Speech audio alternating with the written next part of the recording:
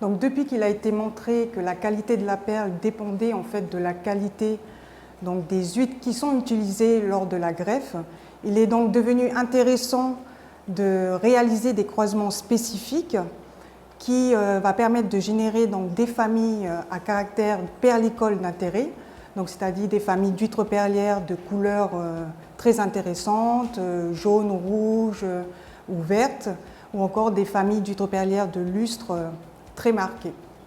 Donc, pour ces travaux, l'Ifremer s'est doté d'une écloserie expérimentale.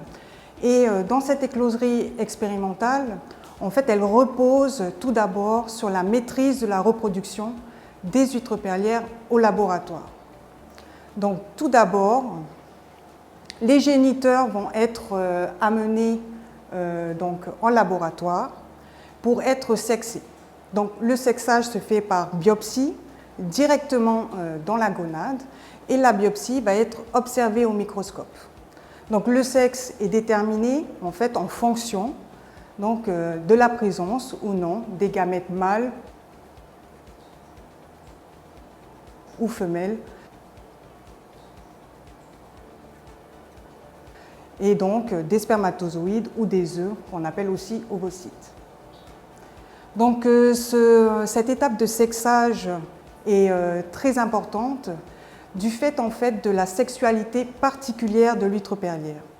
En effet, l'huître perlière est ce qu'on appelle un organisme hermaphrodite protandre, c'est-à-dire qu'à la première maturité, toutes les huîtres sont de sexe mâle, sans exception, et c'est qu'à partir de 2 ans que certaines de ces huîtres vont changer de sexe et devenir femelles.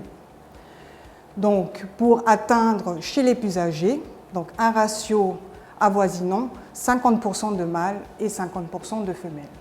Cependant, ce changement de sexe n'est pas figé dans le temps.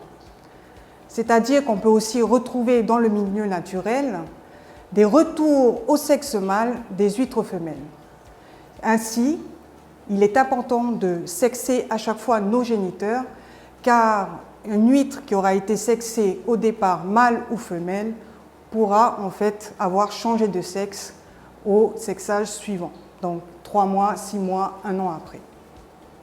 Donc, en parallèle du sexage des géniteurs, il est également possible d'examiner avec précision le stade de maturité des gonades des huîtres perlières.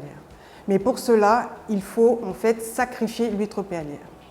Donc, la masse viscérale qui contient la gonade avec la poche perlière est prélevée puis plongée dans un fixateur en attendant l'histologie.